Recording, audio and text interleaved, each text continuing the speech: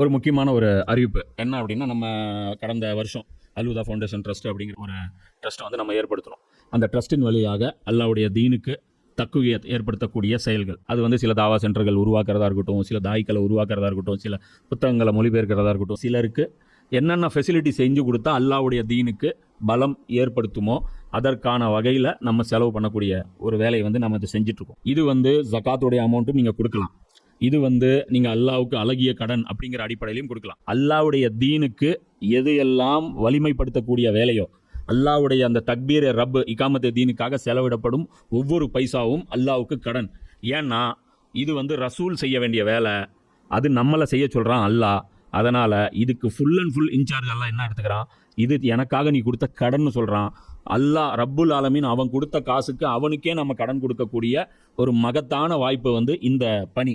இந்த பணியை வந்து நம்ம செய்கிறோம். இந்த ஒரு பணியை மட்டும்தான் நம்ம செய்கிறோம். அல்லாஹ்வுடைய தீனை சரியான விதத்தில் முஸ்லீம்களுக்கு புரிய வைத்து அதன் மூலமாக அல்லாஹ்வுடைய தீனை வந்து வலுப்படுத்துவது, இந்த ஒரே இலக்குக்காக நாம் வந்து அந்த ஒரு ட்ரஸ்ட் வச்சுருக்கோம். இதுடைய பொருளாதாரம் நிறைய தேவைப்படுது. இப்போ வேலை செய்யத்தான் நமக்கு முதல்ல ஒரு நிலம் மட்டும் வாங்குறதுக்கு, ஒரு பில்டிங் கட்டுறதுக்கான பணி மட்டும் இருந்தால் போதும்னு நினச்சோம். ஆனால் சர்க்கிள் பெருசாக ஆக நிறைய பணம் தேவைப்படுது.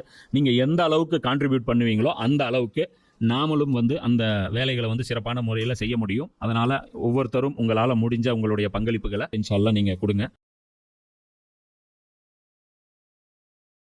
அவுஸு பில்லாஹி மினஷ் ஷைத்தானிர் ரஜீம். பிஸ்மில்லாஹிர் ரஹ்மானிர் ரஹீம். இன்னல் ஹம்துலில்லாஹ் நஹ்மதுஹு வனஸ்தஈனுஹு வனஸ்தக்ஃபிருஹு வனுமினு பிஹி வனதவக்கலு அலைஹி வனஊஸு பில்லாஹி மின் ஷுரூரி அன்ஃபுஸினா வமின் ஸய்யிஆத்தி அமாலினா மை யஹ்திஹில்லாஹு ஃபலா முஸில்ல லஹு வமை யுضلில்ஹு ஃபலா ஹாதிய லஹு வஅஷ்ஹது அல்லா இலாஹ இல்லல்லாஹு வஹ்தஹு லா ஷரீக லஹு வஅஷ்ஹது அன்ன முஹம்மதன் அப்துஹு வ ரசூலுஹு அம்மா பஅத். அல்லாஹும்ம ஸல்லி அலா முஹம்மதின் வ அலா ஆலி முஹம்மதின் கமா ஸல்லைத அலா இப்ராஹீம வ அலா ஆலி இப்ராஹீம இன்னக ஹமீதும் மஜீத். அல்லாஹும்ம பாரிக் அலா முஹம்மதின் வ அலா ஆலி முஹம்மதின் கமா பாரக்த அலா இப்ராஹீம வ அலா ஆலி இப்ராஹீம இன்னக ஹமீதும் மஜீத். ரப்பி ஷ்ரஹ் லி ஸத்ரி வயஸ்ஸிர் லி அம்ரி வஹ்லுல் உக்ததம் மின் லிசானி யஃப்கஹு கௌலி. இது கிளாஸ் நம்பர் வந்து 154. வசனம் வந்து 7வது அத்தியாயம் 156. அது பாதி வசனத்துக்கான விளக்கம் வந்து பார்த்தோம். வசனம் வந்து என்ன அப்படின்னா, மூசா அலைஹிஸ்ஸலாம் வந்து துவா கேட்குறாங்க. இன்னும் எங்களுக்கு இவ்வுலகிலும் மறு உலகிலும் நன்மை எழுதி வைப்பாயாக. நிச்சயமாக நாங்கள் உன் பக்கம் திரும்பிவிட்டோம். அதற்கு இறைவன், தான் நாடுகின்றவர்களுக்கு தண்டனை அளிப்பேன், ஆயினும் என்னுடைய அருள் அனைத்தையும் சூழ்ந்திருக்கிறது. எனவே எவர்கள் இறைவனுக்கு அஞ்சுகிறார்களோ, ஜக்காத் அளிக்கின்றார்களோ, என்னுடைய வசனங்களை நம்புகின்றார்களோ அவர்களுக்கு அந்த அருளை உரித்தாக்குவேன் என்று பதிலுரைத்தான். இப்போ அல்லாஹ் என்ன சொல்லிட்டான், இந்த துனியாவில் பொறுத்த வரைக்கும் ஆட்சி கொடுக்கறது, ஆட்சி பிடுங்கிறது, பணம் கொடுக்கறது, பணம் பிடுங்கிறது, நோயை கொடுக்கறது, நோயை நீக்கிறது, என்ன இது எதுவுமே அருள் அசாபு எதுவுமே கிடையாது. அசாபு வகையில் மட்டும் நான் வந்து சில பாரபட்சம் காமிப்பேன். அருளை பொறுத்த வரைக்கும் எல்லாருக்கும் சமமானது. ஆனால் இன்னொரு அருள் இருக்குது, அது மறுமைக்கான ஒரு அருள். அந்த அருளுக்கு வந்து தகுதி இருக்கணும் அப்படின்னா தக்குவா இருக்கணும். இப்போ இந்த இடத்துல எல்லாம் வேறு கேட்டகரி வரும். இப்போ உம்மத்து நான் உம்மத்து எல்லாருக்கும் கவர் ஆகுது. தக்குவாங்கிறது நான் உம்மத்து எல்லாருக்கும் கவர் ஆகும். புரியுதா? தக்குவாங்கிறது உம்மத்து இல்லாதவர்கள் எல்லாருக்குமே கவர் ஆகும். ஜக்காத்து கொடுக்குறது, 4 பேருக்கு உதவி செய்கிறது, இதெல்லாம் வந்து காமனாக கவர் ஆகும். அதுக்கப்புறம் என்னுடைய வசனங்கள் நம்புறது. வசனம் வந்துருச்சுன்னா நம்பணும். வசனம் வரல அப்படின்னா அது அவனுடைய கேட்டகரி, அல்லாஹ் முடிவு பண்ணுவான். அவனுக்கும் மறுமையில் பங்கு வந்து அவனுக்கு கிடைக்கும். ஃபித்ரத்தில் வந்து இருந்தான் அப்படின்னா அவனுக்கு வந்து வேறு கணக்கில் கிடைக்கும். இது வந்து காமனான ஒரு விஷயம். இப்போ அதோடைய டீட்டெயில் விளக்கத்துக்கு வருவோம். அப்போது அல்லாஹ் என்ன சொல்கிறான், நான் நாடுகளுக்கு தண்டனை அளிப்பேன், நான் என்னுடைய அருள் அனைத்தையும் சூழ்ந்திருக்கிறது. எவர்கள் இறைவனுக்கு அஞ்சுகின்றார்களோ, மேலும் ஜக்காத்தை அளிக்கின்றார்களோ, என்னுடைய வசனங்களை நம்புகின்றார்களோ அவர்களுக்கு நான் அந்த அருளை உரித்தாக்குவேன். இப்போ மூசா அலைஹிஸ்ஸலாமை பார்த்து சொல்கிறான், உங்களுடைய கூட்டத்தில் யாருக்கெல்லாம் தக்குவா இருக்குன்னு பார்த்துக்கங்க, ஜக்காத்து கொடுக்குறாங்கன்னு பார்த்துக்குங்க, சரியா? அப்புறம் என்னுடைய வசனங்களை நம்பணும். வசனங்களை நம்பணுன்னா என்ன புரியுதா? அல்லாஹ் சொல்கிற உத்தரவுகளை பின்பற்றணும். நம்புறீன்னா அதை செயல்படுத்தணும். அதுதான் வந்து அல்லாஹ்வுடைய வசனங்கள் நம்புறது. அப்போ தக்வாவுக்கு முதல்ல வருவோம். அப்போது இவர்கள் யூதர்கள் என்ன பண்ணுறாங்க, இப்போ இங்கே குர்ஆன் வந்து அல்லாஹ் சொல்லுது, பனி இஸ்ராயீலுடைய வரலாறு இப்போ லைவுக்கு வரணும். நபி ஸல்லல்லாஹு அலைஹி வஸல்லம் காலத்தில் போவோம், 1400 வருஷத்துக்கு முன்னாடி பேக்கில். இப்போ யூதர்களுடைய சம்பவத்தை அல்லாஹ் இங்கே ஏன் சொல்கிறான், மூசா அலைஹிஸ்ஸலாம்ட்ட நான் என்ன சொன்னேன், தக்குவா இருக்கணும்னு சொன்னேன். தக்குவா இருந்துச்சுன்னா நீங்கள் முகமது ஸல்லல்லாஹு அலைஹி வஸல்லம் நீங்கள் ஏற்றுருக்கணும். இப்படி ஒரு நபி வந்துட்டார், இவர் போய் அல்லாட்ட நின்னா நம்ம என்ன பதில் சொல்லுவோம்? மாட்டிக்க மாட்டோமா? இவ்வளோ விஷயங்கள் நமக்கு சொல்லப்பட்டிருக்கே அப்படிங்கிற அந்த உணர்வு உங்களுக்கு இருந்துச்சுன்னா முகமது ஸல்லல்லாஹு அலைஹி வஸல்லம் அவர்களுக்கு நீங்கள் என்ன பண்ணியிருக்கணும்? அடுத்தது அல்லாஹ் என்ன சொல்கிறாங்க? இப்போது உங்களுக்கு வந்து ஹிதாயத்து கிடைக்கும் ரசூலுல்லாஹ், அதாவது நபிமார்கள் வழியாக தான் மனுஷர்களுக்கு ஹிதாயத்து கிடைக்கும். தக்குவா இருந்துச்சுன்னா இவரை நீங்கள் நபிங்கிறத முதல்ல கண்டுபிடிச்சி அவங்கள வந்து நீங்கள் அக்செப்ட் பண்ணி அவற்றிருக்கிற அந்த ஹிதாயத்தை வச்சு நீங்கள் சொர்க்கத்துக்கு போகணுங்கிற அந்த தேடல் உங்களுக்கு முதல்ல வந்திருக்கணும். அது சொல்லிவிட்டு அல்லாஹ் அடுத்தது என்ன சொல்கிறான்? அவர்கள் ஜக்காத்தை அளிக்கின்றார்களோ, மேலும் ஜக்காத்து கொடுத்துருக்கணும். ரசூலுல்லாஹ் வந்த உடனே உங்களுக்கு தெரிஞ்சு ஏன் இது ஜக்காத் அல்லாஹ் இங்கே பர்டிகுலராக சொல்கிறான். குரானில் எப்பயுமே வந்து பார்த்திங்கன்னா இந்த ஆயத்தில் எப்படி இருக்குன்னா, வயூத்தூன ஜக்காத்த வல்லசீனா ஹும்பி ஆயாத்தினா யூமினும். ஆனால் பொதுவாக இந்த குரானுடைய அந்த ரைமிங் இருக்குல்ல, குரானுடைய அந்த ரைமிங் படி எப்படி வரும்னா, யூத்தூன ஜக்காத்த வ யூமினூன பி ஆயாத்தினா, இப்படி தான் வரணும். குரானுடைய ரைமிங் வந்து இப்படி தான் வரும்.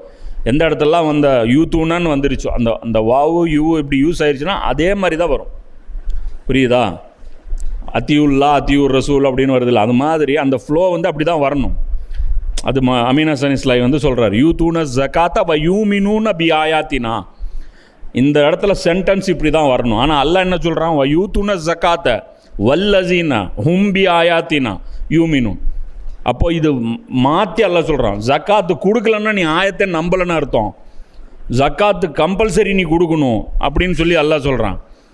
ஏன் ஜக்காத்தில் இவ்வளோ ஃபோர்ஸ் பண்ணுறான் அப்படின்னா, யூதர்கள்ட்ட தான் பணம் குவிஞ்சு கிடந்தது மதீனாவில், பேங்கர்ஸ் அவனுக்கு தான் இருந்தானு. அப்போ ரசூலுல்லாஹ் இங்கே வந்தவொடனே ஃபஸ்ட்டு தேவை நீடு என்ன வந்துச்சு? ஃபினான்சியல் சப்போர்ட் வந்து அவங்களுக்கு தேவைப்பட்டுச்சு. அப்போ அந்த உணர்வு இவங்களுக்கு இருந்துச்சுன்னா, தக்குவா இருந்துச்சுன்னா, இவரை நபின்னு சொல்லி முதல்ல நீங்கள் ஜக்காத்து கொடுத்துருப்பீங்கடா. எச்ச கையில் காக்கா ஓட்ட மாட்டேங்கிறீங்க, ஒரு பைசா நீங்கள் ஃபண்டிங் பண்ண மாட்டேங்கிறீங்க. இதுவே நீங்கள் வந்து அயோக்கிய பசங்கிறதுக்கு சான்று. அல்லாஹ் இது தான் சொல்கிறேன். இப்போ ஜக்காத்து நீங்கள் 5 பைசா கொடுத்தீங்களா இந்த வேலைக்கு? இப்போது இந்த விஷயத்தை பொறுத்த வரைக்கும் குரானில் வந்து அல்லாஹ் இன்னொரு இடத்துல 5:112 அல்லாஹ் சொல்கிறோம். இதே யூதர்கள்ட்ட நான் வாக்குறுதி வாங்கினதா அல்லாஹ் சொல்கிறேன். எப்படி சொல்கிறேன்? உறுதிமொழி வாங்கியிருந்தோம். இஸ்ராயலின் வழித்தோன்றல்களிடம் அல்லாஹ் வலுவான உறுதிமொழி வாங்கியிருந்தான். அது அல்லாஹ்வுடன் ஒரு ஒப்பந்தம் செய்யப்பட்டிருந்தது. என்ன? மேலும் அவர்களில் 12 பேரை கண்காணிப்பாளராக நியமித்திருந்தான். 12 பேரை அஃபீஷியலாக அந்தந்த குலத்துக்கு லீடராக போட்டு, நீங்கள் உங்கள் குலத்தில் இருக்கிற மக்கள் கரெக்டாக இருக்காங்களான்னு நீ ஃபாலோ பண்ணு. நான் வந்து உங்களை திருத்தினா அவனுக்கு பிடிக்காது, அவன் வந்து உன்னை திருத்தினா இவனுக்கு பிடிக்காது. அவன் குலத்தை திருத்து. இப்போ இன்றைக்கி நம்ம பார்த்துக்கணும். இப்போ நம்மளுடைய குலம் எது? இந்தியா. நம்ம இந்தியர்களை மட்டும்தான் நம்ம ஃபோக்கஸ் பண்ண முடியும். நம்ம போய் ஸ்ரீலங்காவில் இருக்கிற ஒரு ஆளுக்கு வந்து நம்ம வந்து நீங்கள் வந்து இது பண்ணுங்க அப்படின்னா அங்கே சிஸ்டமே வேறு. பாகிஸ்தானில் வேறு சிஸ்டம், பங்களாதேஷில் வேறு சிஸ்டம். இப்போ இன்றைக்கி போய் நம்ம வந்து அங்கங்கே கண்காணிக்க முடியாது. நம்ம குலத்தை கண்காணித்தா போதும். நம்ம புரியுதா? குறுகிய மனப்பான்மை நான் பேசலை. இப்படி தான் பண்ண முடியும். இவ்வளோ தான் எலிஜிபிள். இன்றைக்கி நீங்கள் வந்து பாகிஸ்தானில் பயானை கூப்பிட்றாங்க, நான் போய் பண்ண முடியுமா? இல்லை பாகிஸ்தானில் இருக்கிற ஒரு ஆலிம் கூப்பிட்டு வந்து இங்கே பண்ண முடியுமா? புரியுதா? சைனாவில் போய் இந்தியாக்காரங்க போய் அங்கே போய் பயன் பண்ண முடியுமா? சைனாவில் இருக்கிறவர் இங்கே வந்து வர முடியுமா? நீ உலகத்திலே ஒருத்தங்களை விட்டு வச்சுருக்காங்கன்னா தப்லீக் ஜமாத்தை மட்டும்தான் இப்படி விட்டு வச்சுருக்காங்க. ஒரு கலாச்சார ரீதியான ஒரு போட்டியாகவே அவங்களை பார்க்கவே இல்லை. அல்லாஹ் சொல்கிறான், 12 பேரை கண்காணிப்பாராக நியமித்திருந்தேன். இன்னும் அல்லாஹ் அவர்களிடம் கூறினான், நிச்சயமாக நான் உங்களுடன் இருக்கிறேன். அல்லாஹ்வுடைய துணை உங்களுக்கு, என்னுடைய துணை உங்கள்கிட்ட இருக்கும். எதுக்கு இதெல்லாம்? என்ன நினைக்கிறாங்க? என்ன இருந்தாலும் அல்லாஹ் எங்கள் பேக்கப்பில் இருக்காங்க. என்ன அண்ணா அல்லாஹ்ட்ட உங்களுக்கு அதை கமிட்மெண்ட்டு கொடுத்துட்டானா? அல்லாஹ் உறுதிமொழி வாங்கினதுக்கப்புறம் தான் அதுக்கப்புறம் துணை, அல்லாஹ்வுடைய துணை கிடைக்கும். என்னுடைய தொழுகை நிலைநிறுத்தியும் ஜக்காத்தை அளித்தும் என்னுடைய தூதர்களை ஏற்று, தொழுகையாச்சு ஜக்காத்தாச்சு, என்ன அதுக்கப்புறம் என்ன ரசூல்களை ஏற்று. அப்போ ஒரு ரசூல் இல்லை, பின்னாடி வர்ற எல்லா சீக்வன்ஸ் ரசூலையும் ஏற்று அவர்களுக்கு உதவி புரிந்து. கண்டிஷன்ஸ் பாருங்கள். தொழுகை ஜக்காத்து முடிஞ்சு போச்சு, அதுக்கப்புறம் உதவி, அதில் ஃபினான்சியல் உதவியும் அடங்கும். அதுக்கப்புறம் உங்களுடைய இறைவனுக்கு அழகிய கடன் அளித்தும் வந்தீர்களாயின் நிச்சயமாக நான் உங்களுடைய தீமைகளை போக்கிடுவேன். அப்போ தான் உங்கள் பாவ மன்னிப்பு கன்சிடர் பண்ண போடும். அப்போ உங்கள் ரசூல் துவா செஞ்சார்னா நான் ஏற்றுக்குவேன். அப்போ உங்கள் ரசூல் பிரார்த்தனை பரிந்துரை செஞ்சால் நான் ஏற்றுக்குவேன். மேலும் கீழே ஆறுகள் ஓடிக்கொண்டிருக்கும் சுவன பூங்காக்களில் உங்களை நுழைவிப்பேன். ஆனால் இதன் பின்னரும் உங்களில் எவரேனும் நிராகரிப்பு போக்கை மேற்கொண்டால், நிராகரிப்புனா எது அல்லாஹ்வை நம்புறதில் நிராகரித்தாலோ, தொழுகையை நிராகரித்தாலோ, ஜக்காத்தை நிராகரித்தாலோ, ரசூலை நிராகரித்தாலோ, ரசூலை ஏற்று அவருக்கு உதவி புரிவதில் நிராகரித்தாலோ, ரசூலை ஏற்று உதவி புரிகிறேன்னு சொல்லி அல்லாஹ்வுக்கு கடன் கொடுப்பதில் நிராகரித்தாலோ, எதில் இந்த சொல்லப்பட்ட அல்லாஹ்வை நம்புறது, தொழுகை, ஜக்காத்து, தூதரை ஏற்கிறது, உதவி புரிகிறது, கடன் கொடுக்குறது, இந்த 6 கடன் குர்ஆனில் பார்த்தீங்களா? வேறு 6 கடமை வந்திருக்கு. வேறு அது இல்லாமல் ஜக்காத்து, நோன்பு, ஹஜ் இல்லாமல் இங்கே ஒரு 6 கடமை வந்திருக்கு. இதில் 6ல் ஏதோ ஒன்று நிராகரித்தாலோ நிச்சயமாக அவர் சவாவு சபீல் இதா சிராத்துல் முஸ்தகீமை விட்டு வழி தவறியவர் ஆவார். நீங்கள் சிராத்துல் முஸ்தகீம் கிடையாது, நீங்கள் சலஃப் மன்னஜ் கிடையாது, நீங்கள் அஹ்லு சுன்னா கிடையாது, நீங்கள் முஸ்லீம் கிடையாது, நீங்கள் மூமின் கிடையாது, நீங்கள் ஒன்றும் கிடையாது, நத்திங்கு. அதுதான் உங்களுடைய இது அல்லாஹ் சொல்கிறான். அப்போது அல்லாஹ் இதைத்தான் அங்கே கேட்குறான். இப்போ இந்த இடத்துல அந்த வார்த்தை குர்ஆன் பயன்படுத்துனது இல்லை. வயூத்துன ஜக்காத்தா வல்லசீனா ஹும்பி ஆயாத்தினா யூமினும். இந்த இடத்துல அல்லாஹ் இந்த மீனிங்கை சொல்கிறான். ஜக்காத்து மட்டும் இல்லை, தூதர் வந்தால் ஏற்றுக்க சொன்னேன்ல, தூதர் வந்தால் காசு கேட்பார்னு சொன்னேன்ல, தூதர் வந்தால் அவருக்கு வாரி வழங்கணும்னு சொன்னேன்ல, எனக்கு அது ரொம்ப காசு தேவைப்படுதுன்னு சொன்னேன்ல. எதுக்கு தேவைப்படும் காசுக்கு? ஒரு ஐடியாலஜி எதுக்கு தேவைப்படுது? இக்காமத்து தீனுக்கு தான் தேவைப்படுது. இதுதான் இந்த இடத்துல அல்லாஹ் பேசுகிறான். இப்போ நம்ம என்ன நினைக்கிறோம்? ஜக்காத்துங்கிறோம். ரசூல்லா மக்களை ஜக்காத்து கொடுத்தாங்களா இல்லையா? கொடுத்தாங்க. என்ன ஜக்காத்து? 2.5%? 40 ஆடுக்கு ஒரு ஆடா? எந்த ஆட்டு பண்ண வச்சுருந்தாங்க? ஒட்டகத்துக்கு தான் ஒட்டகமா? கவர்மெண்ட் தான் வசூல் பண்ணும் ஜக்காத்து. எந்த கவர்மெண்ட் இருக்கீங்க ஜக்காத் வசூல் பண்ணுறதுக்கு? எல்லாருமேலேயும் ஜக்காத் கடமை. எதுக்கு கடமை அது? நம்ம தாவாவுக்கு ஜக்காத்து கொடுக்கலாமா? ஜக்காத்து கொடுக்கலான்னு அது எப்படி 8 வகையில் ஒன்று வரலாம்னு? அது ஜக்காத்து இது 8 இல்லை, எல்லாத்த விட மேலே வேறு ஐட்டம் இது. தாவாவுக்கு இப்போ என்ன பிரச்சனைன்னா, இப்போ நாம் ஒரு தாவா சென்டருக்காக இல்லை அல்லது தாவா பணிக்காக நம்ம பணம் கலெக்ட் பண்ணுறோம். இப்போ கலெக்ட் பண்ணுறவங்க எல்லாருமே இந்த ஆயத்தை பேசுவாங்க, அதை பேசுவாங்க, அது எல்லாருமே உற்சாகம் ஊட்டுவாங்க, பயமுறுத்துவாங்க. காசு கொடுக்கலாம், நீங்கள் எங்கள் கம்பெனிக்கு காசு கொடுக்கலாம், நீ நரகம்னா அதெல்லாம் சொல்ல மாட்டேன். நீ என்கிட்ட எங்கே கொடுங்க, அதெல்லாம் உங்களுக்கு எங்கே நம்பிக்கையோ அங்கே கொடுங்க. ஆனால் இக்காமத்தே தீனுக்கு, தக்பீர் ரப்புக்கு, என்ன கலிமாயை அல்லாவுடைய கலிமா மேலோங்குவதற்கு, அல்லாவுடைய வாக்கு மேலோங்குவதற்கு, அல்லாவுடைய 100 முழுமைப்படுத்துவதற்கு நீங்கள் செலவு பண்ணணும். அது நீங்கள் எனக்கு கொடுத்தீங்கனாலும் சரி, அது நீங்களே பண்ணாலும் சரி, இல்லை நீங்கள் புதுசாக ஒரு ஜமாத் ஆரம்பித்து பண்ணாலும் சரி, இல்லை நீங்கள் அது யார் பண்ணுறாங்கன்னு நம்பி நீங்கள் அது கொடுத்தாலும் சரி, அந்த பங்களிப்பு இல்லைன்னா ஒருத்தங்க சொர்க்கத்துக்கு போக முடியாது. அது நிச்சயம். இது நான் சொல்கிறது ஜக்காத்துக்கு அப்பாற்பட்ட விஷயம் நான் சொல்கிறேன். இங்கே 2.5% கணக்கு போட்டு வாங்கிறதுக்கே இது எப்படி இதுக்கு செலவு பண்ணலான்னு கேட்குறீங்களா? புரியுதா? ஒரு பிரச்சாரம், அந்த பிரச்சாரத்தின் மூலமாக ஒரு தனிநபர், அதுக்கப்புறம் தனிநபர் தோப்பு, அந்த கூட்டம் பாடுபடும், அந்த கூட்டம் பாடுபட்டு அந்த முயற்சியில் வெற்றி பெறும், வெற்றி பெற்றால் அது அரசமைக்கும், அது அரசமைச்சா ஜக்காத் வசூல் பண்ணும். இப்போ அது வரைக்கும் சும்மா சுற்றிட்டு இருப்பீங்களா? அது வரைக்கும் உங்களுக்கு செலவு மிச்சமா? கவர்மெண்ட் ஃபார்ம் ஆச்சுன்னா 2.5% வசூல் பண்ணிடுவானுங்க, படுவாய்ங்க. அதனால் 2.5% வசூல் பண்ணாமலே பார்த்துக்கலான்னு பார்க்குறீங்களா? 2.5%ஓடு அப்படி நீங்கள் உங்கள் பொருளாதாரத்தை வச்சுட்டு இது விட்டுருவான் நல்லா உங்களை.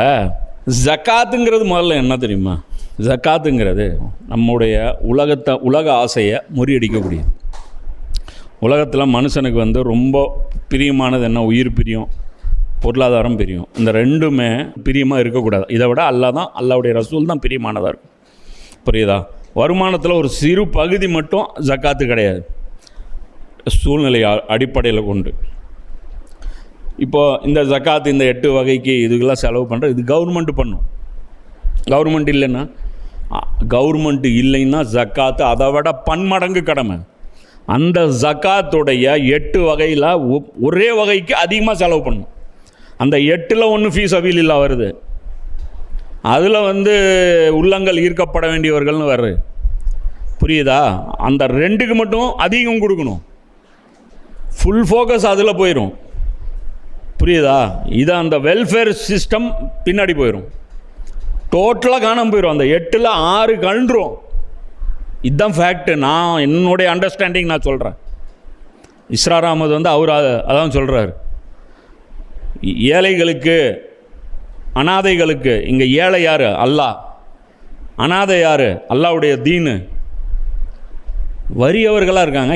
எங்கே செலவு பண்ணுறீங்க? இஸ்லாத்துடைய ஐடியாலஜி ஸ்ப்ரெட் பண்ணுவதற்காக உங்களுடைய வருட பட்ஜெட் என்ன? கவர்மெண்ட்டுடைய ஒவ்வொருத்தருக்கும் பட்ஜெட், கல்விக்கு இவ்வளோ ஒதுக்குறான், சுகாதாரத்துக்கு இவ்வளோ ஒதுக்குறான், இராணுவத்துக்கு இவ்வளோ ஒதுக்குறான். நீங்கள் உங்களுடைய ஐடியாலஜிக்கு ஸ்ப்ரெட் பண்ணுவதற்கு உங்களுக்கு ஃபண்டிங் தேவைப்படுமா? அப்படி குரான் எப்படி போய் சேரும்? கருத்தாக போய் எப்படி மனிதர்களை சேரும்?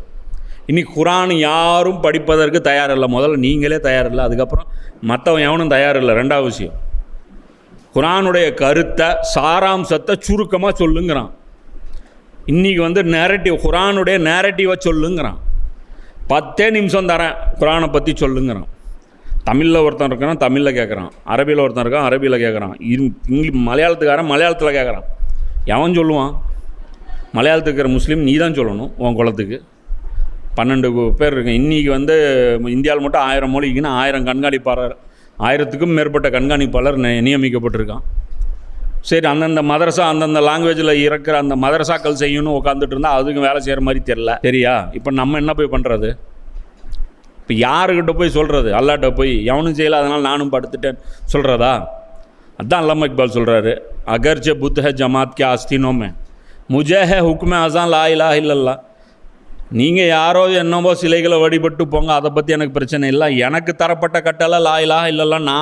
நான் கத்துறேன் லா இலாஹ இல்லல்லான்ட்டு. அப்போ அந்த கத்துறவனுக்கு ஃபண்டு தேவைப்படுது. அல்லாமா இக்பால் மதரசா உருவாக்குனார் பஞ்சாபில், மௌலானா மௌதூதியை வச்சு உருவாக்குறதுக்கான வேலைகள் பணியில் இருந்தாங்க. அதுக்குள்ளே பல சம்பவங்கள் நடந்துச்சு. அது என்னாச்சுன்னு நமக்கு தெரில. அப்போ அவங்களுக்கு ஃபண்டிங் தேவைப்பட்டுச்சா இல்லையா? பத்திரிகை நடத்துறதுக்கு ஃபண்டிங் தேவைப்படுமா இல்லையா? இப்போ கருத்துக்களை மக்கள்கிட்ட போய் கொண்டு போய் சேர்த்துறதுக்கு ஃபண்டிங் தேவைப்படுமா இல்லையா? எவ்வளோ ஃபண்டிங் தேவைப்படும்? சில நீங்கள் உங்களுக்கு கவலைப்பட்டிருக்கீங்களா முதல்ல இது என் வேலை அப்படின்ட்டு? உம்மத்தை எழுப்புறது என்னுடைய வேலை, உம்மத்துக்கிட்ட இந்த கருத்துக்களை கொண்டு போய் சேர்த்துறது என் வேலை. இது சொல்லியிருக்காங்க. தாவானா என்ன நினச்சிங்க? தாவானா என்ன நினச்சிங்க? அது அப்போ இந்த இடத்துல ஜக்காத்து பர்சன்டேஜ் எகுரும். இப்போ நம்மளே சொல்கிறோம், இப்போ கவர்மெண்ட் வந்து டேக்ஸ் போடுது. கவர்மெண்ட் வந்து என்ன பண்ணுது? டேக்ஸ் போடுது, இவ்வளோ கட்டுங்கன்ட்டு. பூகம்பம் வந்துருச்சு, இப்போ என்ன டேக்ஸு? இருக்கிறதெல்லாம் கொண்டாந்து கொடுறா, புடுங்கும் கவர்மெண்ட்டு. இப்போ அதுதான் பேனிக் சுச்சுவேஷனில் தான் இன்றைக்கி உம்மத்து இருக்குது. இன்றைக்கி ஜக்காத் எவ்வளோ? 100 ரூபா சம்பாரிச்சா சில சமயம் 100 பேர்ச்சம்பளம் ஒரு 4 பூரா வேலை செஞ்சுட்டு வந்து அந்த மொத்த வருமானத்தை அப்படியே கொடுத்தாருல. ரசூலுல்லாஹ் என்ன சொன்னாங்க? ஜக்காத்து அளவை நீங்கள் இன்னும் எட்டலை, போய் 40ல் ஒரு பங்கு எடுத்துகிட்டு வாங்கினாங்களா? போய் 40ல் ஒரு பங்கு எடுத்துகிட்டு வாங்கினாங்களா? வாங்கி வச்சேன். அபூபக்கர்ல எவனும் மொத்தத்தையும் கொண்டு வந்து கொடுக்குறாங்க. அநியாயம் நான் செய்ய மாட்டேன். 2.5%னா 2.5% தான். எல்லாம் எவ்வளோ கொடுக்கணும்னு சொன்னாலும் அவ்வளோ மட்டும்தான் கொடுக்கணும். எப்படி சூப்பராக இருக்குல்ல அபூபக்கர்கிட்ட? அது என்ன ஜக்காத்து? என்ன அது? அது என்னது? விதத்தா? ஜக்காத் இல்லைன்னா ஜக்காத் தான். பொருளாதாரம் தரக்கூடிய எல்லா விஷயமும் ஜக்காத் தான். தூய்மைப்படுத்துவது, முதல்ல உள தூய்மை கொண்டு வர்றது. அப்போ இந்த இடத்துல தாவா பணி செய்கிறதுக்காக இருக்குல்ல, அதுதான் விஷயம். அப்போது நிர்ணயிக்கப்பட்ட ஜக்காத்துங்கிறது அது அரசாங்கம் அமைஞ்சால் அது ஃபாலோ பண்ணும். இப்போ இன்றைக்கி பொறுத்த வரைக்கும் தினம் தினம் ஜக்காத் தர வேண்டிய நாள் இது. தினம் தினம் கவுண்ட் இல்லாமல் மாதம் வாரம் வாரம் ஒவ்வொரு நிமிஷமும் தூக்கி கொடுக்க வேண்டிய ஜக்காத் வந்து வாரி வாரி கொடுக்க வேண்டிய ஜக்காத். இன்றைக்கி ஆர்எஸ்எஸ் வளருது, பிஜேபி வளருதுன்னு புலம்புறீங்களா? அவங்க எவ்வளோ ஃபண்ட் ஒதுக்குறாங்க தெரியுமா? அமெரிக்காவிலேருந்து எவ்வளோ பணம் தராங்க தெரியுமா? கிறிஸ்தவர்கள் வந்து எவ்வளோ பணம் தராங்க தெரியுமா? மிஷனரியில் எவ்வளோ, எத்தனையோ 20,000 கோடி இப்போ ஒரு சட்டம் வந்து போட்டு தடுத்தாங்க. அப்போ தான் அவங்க சொல்கிறாங்க 20,000 கோடி ரூபா பட்ஜெட் ஒதுக்குறாங்க அவங்க செலவு பண்ணுறதுக்கு. நீங்கள் ஒப்பாரி வைக்கிறீங்க. அந்த ஸ்கூலில் கொண்டு போய் சேர்த்தனா எங்கள் குழந்தைங்களுக்கு வந்து இது சொல்லித் தரப்படுது, அங்கே சொல்லி தரப்படுது, அதை பண்ணுது. அந்த சமுதாயத்தில் அவங்களுக்கு கவலைப்படுறாங்க, அவங்க ஒர்க் பண்ணுறாங்க, ஃபாரினில் வசூல் பண்ணுறாங்க. உங்கள் ஃபாரினில் இருக்கிற ஹராம்கோ நீங்கள் ஐபிஎலுக்கு ஸ்பான்சர் பண்ணிட்டுருக்கான். இந்த ஹராம்கோ உங்கள் மதரசாக்களுக்கு நீங்கள் வாங்கி இஸ்லாத்துக்காக சொல்கிறது உங்களுக்கு இது இருக்கா? அப்போ எதை வச்சு பேசுகிறீங்க? சித்தாந்தத்தை பரப்புவதற்கு நீங்கள் செலவு பண்ணலைன்னா உங்கள் காசு நீங்கள் என்ன தான் நீங்கள் ஜக்காத்து கொடுத்தாலும் அது தலை தூக்கவே தூக்காது. புரியுதா? மலக்குகள் ஜிப்ரீல் அலைஹிஸ்ஸலாம் வந்து சொர்க்கத்துடைய கருவூலங்கள்லேருந்து கோல்டு காயின் கொண்டாந்து இங்கே டெபாசிட் பண்ண மாட்டார். அப்போ அந்த சித்தாந்தத்தை பரப்புறதுக்கு அதுக்கு ஒரு கட்டமைப்பு கூட்டமைப்பு ஏற்படுத்துறதுக்கு அந்த சித்தாந்தம் மேலோங்கி அதன் அடிப்படையில் ஒரு அரசாங்கம் நிறுவனம்னா அதுக்கப்புறம் அது ஜக்காத்து கலெக்ட் பண்ணு. இப்போ மூசா அலைஹிஸ்ஸலாம்கிட்ட ஜக்காத்து கொடுக்க சொல்கிறான்ல, மூசா அலைஹிஸ்ஸலாம் பாட்டுக்கு ரோட்டில் திரிஞ்சிட்டு இருக்கார். அவர் என்ன மன்னர்? அவர் தூசி நம்மளே உட்காந்துட்டு அல்ல ஜக்காத்தை பற்றி பேசிகிட்டு இருக்கு. என்ன ஜக்காத்தை வசூல் பண்ணுறதெல்லாம்? வானத்துலேருந்து சோறு வரலைன்னா இவங்களுக்கு சாப்பாடு கிடையாது, மண்ணு செலவாக நீ தான் கொடுத்துட்ருக்குற, எங்ககிட்ட போய் ஜக்காத்து கேட்டுட்ருக்குறேன். இங்கே கொடுத்தான்ல இந்த ஐடியாலஜிக்கு, எது சிலைக்கு கொடுத்தான்ல வாரி வழங்கி, நம்மளும் ஒரு சிலைக்கு கொடுத்தோம்ல, நம்ம நகைகள்லாம் கழட்டி கொடுத்து ஒரு சிலை செஞ்சோம்ல. நம்ம சாமிரி கேட்கும்போது நம்ம மூசா ஒருத்தர் இருந்தார்ல குச்சி நாட்டுட்டு, குச்சி ஊனிட்டு ஒருத்தர் நடந்தார்ல, நம்ம மூசா அசா வச்சுருந்தார்ல, அவர் லட்டியை சொல்லட்டினவங்கள கொடுத்தீங்களா ஜக்காத்து வாரி வாரிங்க, சாமிரி கொடுத்தீங்க, அது கேட்டிங்களா 8ல் எந்த வகையில் போச்சுன்ட்டு? அதுக்கு மட்டும் நகையை கழட்டி போட்டிங்க. அது கத்துனோடனே உங்களுக்கு தலைமை பூசாரியாக நீங்கள் நியமிக்கப்படுவீங்கன்னு தானே கொடுத்தீங்க. உள்ளே வரக்கூடாதுன்ட்டானா கோயிலுக்கு? செப்பல் பார்த்துக்கிற வேலை இப்போ துடைக்கிற வேலை இப்போ நமக்கு டோக்கன் சிஸ்டம். அந்த கான்ட்ராக்ட் கிடச்சிருச்சு. பெரும் 40 வருஷமாக செப்பல் நம்ம நம்பிதாண்டா விட்டுட்டு போகிறோம். இப்போ என்ன விஷயம்னா இங்கே அல்லாஹ் பாருங்கள் எதை ப்ரிஃபர் பண்ணுறோம். இனிமேல் உங்களுக்கு பணச்செலவு தான் அதிகமாகும். தூர்லேருந்து இப்போ கீழே இறங்க போகிறீங்க, அடுத்து என்னுடைய மிஷனில் உங்களுக்கு மெயின் ரோல் ப்ளே பண்ண போகிறது காசு தான். அதனால் கஞ்சத்தனம் பண்ணக்கூடாது, ஃபுல்லாக டெடிக்கேட்டடாக செலவு. ஒரு ட்ராவலு ஒரு டிரான்ஸ்போர்ட்டுக்கு காசு வேணும். புரியுதா? ஒரு மிஷன், ஒரு லட்சியம். அந்த காலத்தில் வந்து அதிகாரத்தை கைப்பற்றணும் அப்படின்னா போர்கள் மூலமாக மட்டும்தான் சாத்தியம். வாக்குச்சீட்டு மூலம் அந்த காலத்தில் பண்ண முடியாது. இன்றைக்கி ஒரு கருத்தை அது பரப்புறதன் மூலமாக மட்டும்தான் சாத்தியம். அதுக்கு வந்து நீங்கள் பல்வேறு கோணங்களில், பல்வேறு தளங்களில், பல்வேறு நபர்களை, பல்வேறு விதங்களில் நீங்கள் வந்து உங்களுடைய கருத்தை பரப்பணும். எழுத்தா, பேச்சா, காட்சியா, எல்லா வடிவத்திலையும் நீங்கள் உங்கள் கருத்துக்களை எடுத்து கொண்டு போய் சொல்லணும். குழந்தைங்கள கொண்டு போய் சேர்த்தணும், பெரியவங்ககிட்ட சேர்த்தணும், இளைஞர்கள்ட்ட சேர்த்தணும், படித்தவங்ககிட்ட சேர்த்தணும், படிக்காதவங்ககிட்ட சேர்த்தணும். புரியுதா? இரவும் பகலும் இதுக்காக நீங்கள் உழைக்கணும். இதில் தான் கசப்புகள் வரும், இதில் தான் பிரச்சனை வரும், இதில் தான் மன உளைச்சல் வரும். இதுக்கு தான் நம்ம ரெடி ஆகணும். இது வந்து சாதாரண விஷயம் கிடையாது, மிகப்பெரிய விஷயம். எதிரிகள் ஒரு பக்கம் வச்சு அல்லாமா இக்பால் ஒரு கவிதை சொல்வார், அப்னோங்கி, அதாவது எதிரிகளுடைய தாக்குதல் ஒரு பக்கம், நம்மவர்களின் தாக்குதல் ஒரு பக்கம், இதையெல்லாம் தாண்டி நான் வேலை செய்ய வேண்டியது இருக்குது அப்படிங்கிறது. அப்படின்னா நாங்கள் அதையும் பார்த்தேன், எதிரிகளுடைய துரோகத்தையும் பார்த்தேன், நம்மளுடைய சூழ்ச்சி பார்த்தேன் அப்படிங்கிறார். அது மாதிரி எல்லாமே வரும். சொந்த மக்கள் பகையாக திரும்புவாங்க. அதனால தான் காசு விஷயத்தில் போகாமலே இருந்தோம். சீரிஸ் பண்ணுங்கும்போது கூட அனௌன்ஸ்மெண்ட்டு ஒரு அனௌன்ஸ்மெண்ட்டு கொடுக்கல. முடிஞ்ச வரைக்கும் நம்மளே பர்சனலாக ரெடி பண்ணணும். ஏன்னா காசு கொடுத்தோம்னா ஆளுக்கு வந்து நீ என்ன பண்ணுற, ஏது பண்ணுறன்னு கேள்வி கேட்பான். பப்ளிக்காக வாங்கவே கூடாது ஃபண்டிங்கு அப்படின்னு. அதனால தான் வெல்ஃபேர் ஸ்கீமு வைக்கவே கூடாதுன்னு முடிவு பண்ணி. ஏன்னா இதில் கெட்ட பேர். தாவாவுக்கு மட்டும்தான் இங்கே செலவு பண்ணுவோம், வேறு எந்த செலவும் கிடையாது. தாவா மட்டும்தான் நம்முடைய ஃபோக்கஸ். அதுதான் அதான் சொல்கிறேன், இதுக்கு மட்டும்தான் நான் இதுக்கு மட்டும்தான் கேட்போம், இது மட்டும்தான் ப்ரையாரிட்டிப்போம், நான் இதுக்கு மட்டும்தான் செலவே பண்ணுவேன். மற்ற விஷயங்கள்லாம் 2ஆம் பட்சம் தான். இப்போ இந்த இடத்துல அல்லாஹ் அடுத்தது சொல்கிறான், இது ரொம்ப முக்கியம். அடுத்தது அந்த அருளுக்குரியவர்கள் பட்டியலை அது மூசா நபிக்கிட்ட அப்போ சொன்னது, இப்போ அதுக்கப்புறம் அல்லாஹ் எக்ஸ்பிளைன் பண்ணுறான்.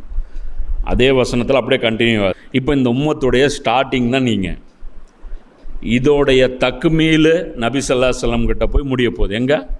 ரசூல்லாட்ட போய் முடிய போகுது. அப்போது அல்லாஹ் சொல்கிறான், எனவே இன்று அந்த அருளுக்குரியவர்கள் எத்தகையவர்கள் எனில். புரியுதா? அல்லாஹ் என்ன சொல்கிறான்? அவர்கள் உம்மி நபியாகிய இந்த தூதரை பின்பற்றுகிறார்கள். இவரை குறித்து அவர்களிடம் உள்ள தௌராத்திலும் இஞ்சிலிலும் எழுதப்பட்டிருப்பதை காண்பார்கள். இவர் நன்மை செய்யுமாறு மக்களை ஏவுகின்றார், தீமைகளிலிருந்து அவர்களை தடுக்கின்றார், மேலும் அவர்களுக்கு தூய்மையானவற்றை அனுமதிக்கின்றார், தூய்மை இல்லாதவற்றை தடை செய்கின்றார். மேலும் அவர்களின் மீதுள்ள சுமையை இறக்குகின்றார். அவர்களை பிணைத்திருந்த விலங்குகளை உடைத்தெறிகின்றார். எனவே இவர்கள் இந்நபி மீது நம்பிக்கை கொண்டு இவரை கண்ணியப்படுத்தி உதவியும் புரிந்து இவருடன் இறக்கி அருளப்பட்ட ஒளியையும் பின்பற்றுகிறார்களோ அவர்களே வெற்றியாளர்கள். இப்போ அல்லாஹ் எவ்வளோ பெரிய பட்டியல் போட்டான். இவர் வந்தது ஒரு ரெக்கமெண்டேஷனுக்கு. அந்த எங்கள் உம்மத்தோட ஃபைல் ஒன்று இருக்குது, அதில் கீழே சொர்க்கம் கிராண்டடுன்னு மட்டும் ஒரு சைனை போட்டுட்டீங்கன்னா நான் சந்தோஷமாக வாங்கிட்டு போய் அந்த பைத்துல் முகத்தஸில் வச்சு ஜாமுன்னு அதை ஒட்டி வச்சு நான் பாட்டுக்கு நிம்மதியாக இருந்துருவேன். அல்லாஹ் சொல்கிறான், அப்படியா சொர்க்கம் வேணுமா? கண்டிப்பாக வேணும். ஆமாம், கண்டிப்பாக வேணும். அப்படியா? அப்போ எழுதிக்கோ. யாருக்கு அப்படின்னா, இங்கேருந்து ஸ்டார்ட் பண்ணி, எங்கேருந்து மூசா நபி பார்த்து நீங்கள் உங்கள்கிட்டருந்து ஸ்டார்ட் பண்ணி கொஞ்சம் கொஞ்சமாக இந்த உம்மத்து டெவலப் ஆகுமா. நானும் கொஞ்சம் கொஞ்சமாக நபி அனுப்புவேணும். அப்புறம் கொஞ்சம் கொஞ்சமாக அவங்க அட்வைஸ் பண்ணுவாங்களாம். அந்த அட்வைஸ் நீயும் என்ன பண்ணுவீங்களாம், கொஞ்சம் கொஞ்சமாக ஃபாலோ பண்ணிகிட்டே டெவலப் பண்ணி வெறும் ஒரு 3000 வருஷத்துக்கு வேலை செய்கிறீங்களாம். அதுக்கப்புறம் இன்னொரு நபி வருவார். எப்படி இன்னொரு நபி வருவாராம். அவர் கொஞ்சம் இல்லை, மொத்தமாக ஒன்று கொண்டு வருவாராம். அதை எடுத்துகிட்டு போய் ஃபாலோ நீங்கள் பண்ணணும். பண்ணிவிட்டு நீங்கள் மட்டும் உட்காரக்கூடாதான். அவர் ஒரு ஊருக்கு மட்டும் வேலை செஞ்சுட்டு போயிடுவாராம். அவர் இல்லாமல், என்னுடைய பேக்கப் இல்லாமல், மண்ணு செலவாக இல்லாமல், என்ன கைத்தடி இல்லாமல், தாபூத்தே சக்கீனா இல்லாமல், நீங்கள் எல்லோரும் ஒரு டீமாக சேர்ந்து, ஒரு ஹாரூன் அலைஹிஸ்ஸலாம் இல்லாமல், ஒரு மூசா அலைஹிஸ்ஸலாம் இல்லாமல், என்ன ஒரு தாவூத் அலைஹிஸ்ஸலாமு, தாலூத்து, என்ன இவங்கெல்லாம் யாரும் இல்லாமல் நீங்கள் ஒரு 1500 வருஷத்துக்கு எல்லோரும் சேர்ந்து என்ன வேலை செய்யணுமா? நன்மை ஏவுங்களாம், தீமையை தடுக்கணுமா, தூய்மையானதை வச்சுக்கணுமா, என்ன மக்கள் மேலே இருக்கக்கூடிய சுமையை இறக்கணுமா. அவங்களுடைய விலங்குகள் நிறைய ஃபிரௌன் இருப்பான். இப்போ ஒன்று தான் இருந்தான். அதுக்கப்புறம் நிறைய ஃபிரௌன் எல்லாம் சேர்ந்து 150-160 ஃபிரௌன் சேர்ந்து ஒரு டீமாக இருப்பாங்களாம். அவங்கக்கிட்ட இருக்கிற மக்கள் அவங்க நிறைய பனி இஸ்ராயல்களை அடிமைப்படுத்தி வச்சுருப்பாங்களாம்.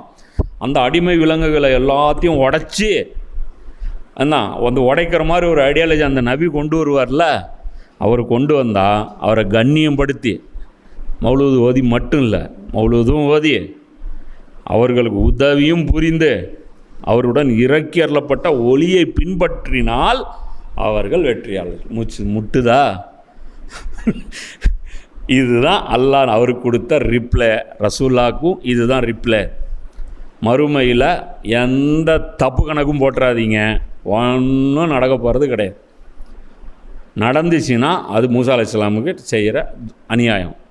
அல்லாஹ் அப்படி பார்வைச்சோன்னு நினைக்க மாட்டேன். இப்போ அந்த விளக்கத்துக்கு வரும். அல்லாஹ் சொல்கிறான், அருளுக்குரியவர்கள் யார்? அவர்கள் உம்மி நபியாக இந்த தூதரை பின்பற்றுவார். ஃபஸ்ட்டு விஷயம் சொல்கிறான், நீ எதடா அசிங்கமாக நினைக்கிற? அவர் படிக்க தெரியலன்னு தானே சொல்கிறேன். அதைத்தாண்டா அவருடைய பேரை நான் ஆக்குறேன். அவருக்கு என்ன வேணாலும் பேரை வைக்கலாம். இல்லை, உம்மி, உனக்கு என்ன காண்டாகுமோ அதுதான் பேர். புரியுதா? நீங்கள்லாம் கல்வியில் தேர்ந்தவர்கள் தானே. கல்வி எழுத படிக்க தெரியாதவர், அவருடைய பேரே அதுதான். நீ என்ன சொல்கிறது உம்மி? நானே சொல்கிறேன் அவர் உம்மி தான். புரியுதா? இவங்க எப்படிப்பட்டவங்க? பனி இஸ்ராயல்கள் உம்மிகளை நபியை விடு, மனுஷனாக கூட அவங்க நம்புற தயாரில்லை. நபியால் நம்புறதெல்லாம் 2ஆம் பட்சம்.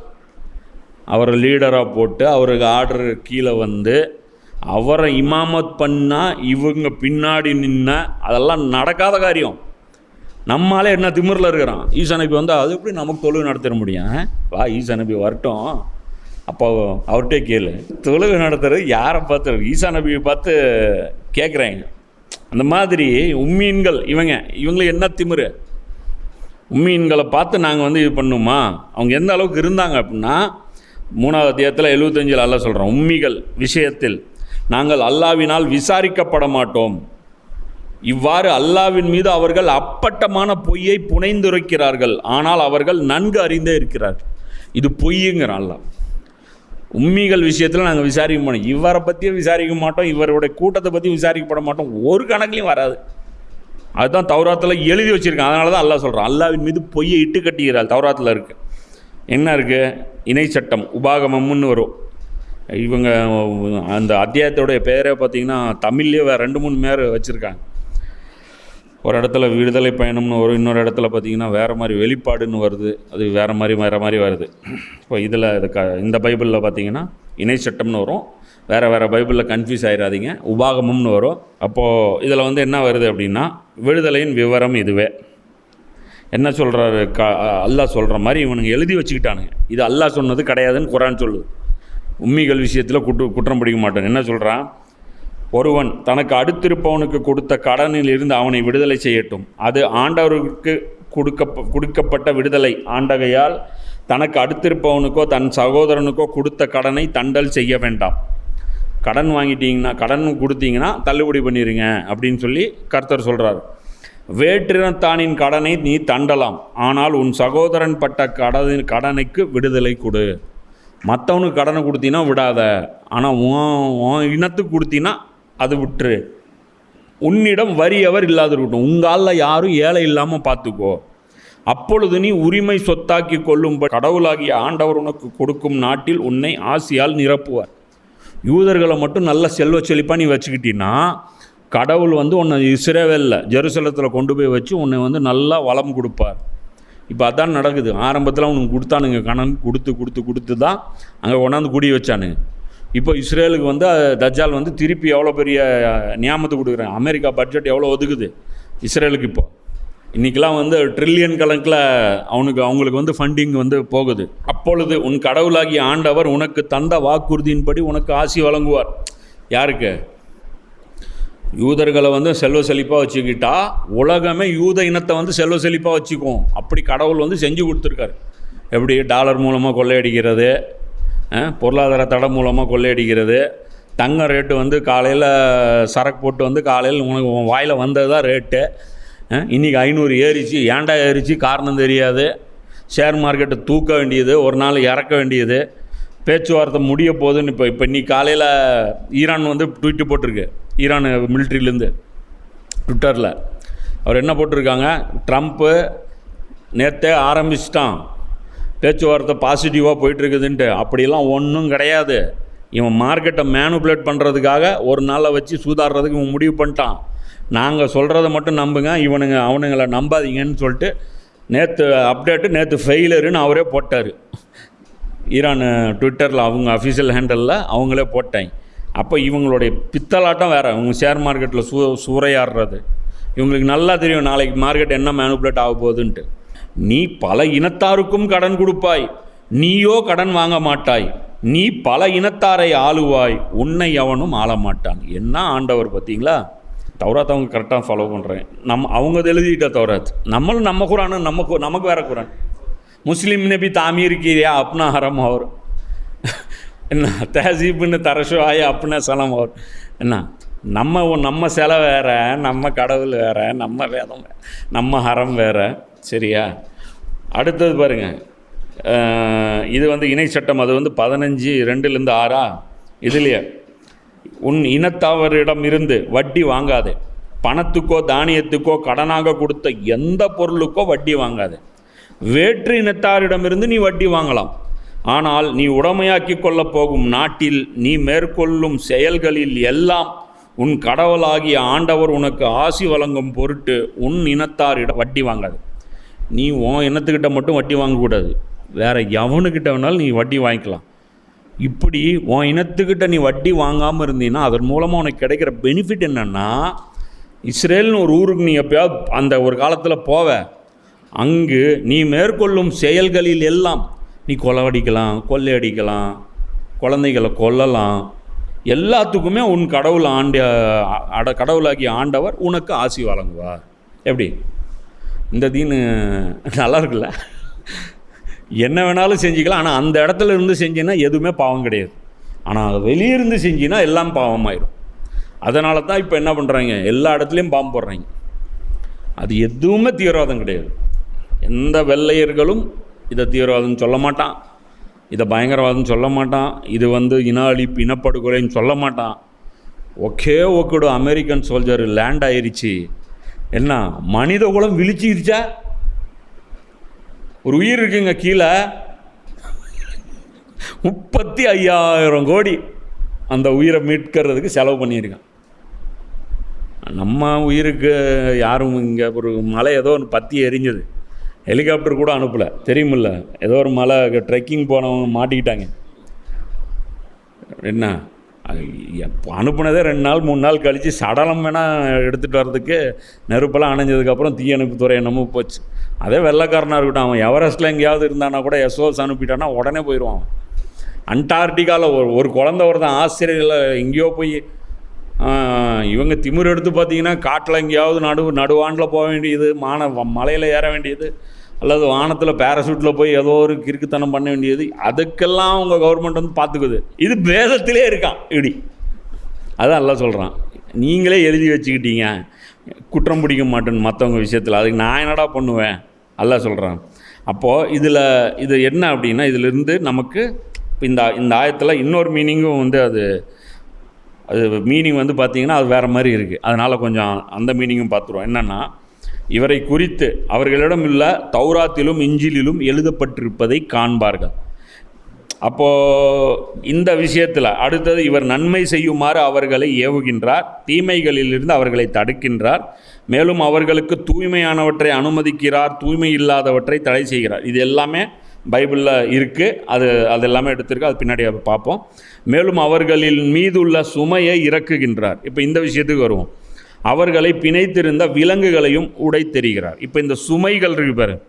இப்போ நபி ஸல்லல்லாஹு அலைஹி வஸல்லம் அவர்களுடைய ஒரு சிஃபத்தா அல்லாஹ் சொல்கிறான், சுமைகளை நீக்குகிறார். இது என்ன சுமை அப்படின்னா, இது மனிதன் தான் மேலேயே சுமத்திக்கிற சுமைகள், இந்த சமூகமாக நம்ம மேலே சுமத்திக்கிறது. அப்புறம் இந்த மதகுருமார்கள் அந்த ஷரியத்தை ஹார்டு பண்ணிக்கிறது.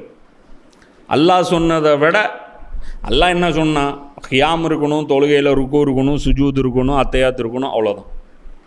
சரியா? இதுதான் தொழுகையுடைய ஃபர்லு. எங்கே கை கட்டுறது உயிர் போகிற மேட்டரா?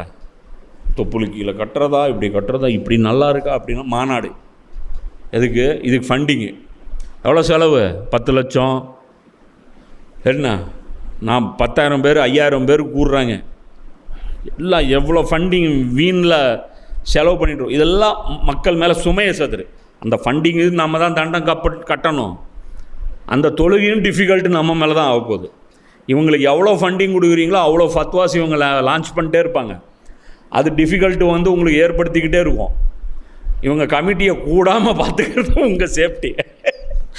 இவங்க எத்தனை அமர்வு உட்காடுறாங்களோ அவ்வளோ அமர்வு உங்களுக்கு பிரச்சனை பண்ண போகிறாங்கன்னு அர்த்தம். அதை பண்ணக்கூடாது, இதை பண்ணக்கூடாது, அபிஸ்டு பண்ணக்கூடாது, இதை பண்ணக்கூடாதுன்னு. சரியா? அதே மாதிரி எல்லாத்தையுமே சிரமமாக்குறது. சுன்னத்து சிரமம், வயசுக்கு வந்தால் சிரமம், கல்யாணம் பண்ண சிரமம். இப்படி கல்யாணம் பண்ணிடுவேன், எப்படி இது பண்ணிடுவேன், சுமத்துறது போட்டு. இதெல்லாம் மனிதர்கள் தங்கள் மேலே தாங்களே போட்டு. இப்போ இன்றைக்கி மனுஷன், நீ போய் ரோட்டில் போனீங்கன்னா ஒரு காமன் மேனை, ஃபேமிலி மேனை கூப்பிட்டு, எப்பட்றா இருக்க, கஷ்டப்படுறேன், ஏன்டா கஷ்டப்படுறேன்னு கேள்வார். எனக்கு சோறு இல்லை, இருக்க வீடு இல்லை, போட்டுக்க ட்ரெஸ் இல்லை, எனக்கு போகிறதுக்கு வண்டி இல்லைன்னு எவனும் சொல்ல மாட்டான். எனக்கு 2 பொண்ணு இருக்குது, என்ன எனக்கு அது இருக்குது, எனக்கு இது இருக்குது. அவன் சொல்கிற கமிட்மெண்ட் எல்லாமே தேவையில்லாத ஆணிங்க. இவன் மேலே போட்டுக்கிட்டு, இவனை சொன்னால் நான் 10 லட்ச ரூபா செலவு பண்ணி கல்யாணம் பண்ண சொல்லி, இத்தனை பவுன் போட சொல்லி சொசைட்டியில் ப்ரெஷர். பையன் இருக்கான், பையனுக்கு பொண்ணு கிடைக்க மாட்டேங்குது. ஏன் கிடைக்க மாட்டேங்குது? இத்தனை பவுனுக்கு கீழே கட்ட மாட்டேன்னு இவன் முடிவாக இருக்கான். தர்றதுக்கு அவன் தயாராக இல்லை. இன்றைக்கி சொசைட்டி வேறு மாதிரி ஃபெமினிசமில் மாறி போச்சு. அன்றைக்கி பொண்ணு வச்சுட்டு வாவான்னு கூவிட்டு இருந்தான், இன்றைக்கி பையனை வச்சுட்டு வாவான்னு கூவிட்டு இருக்கான்.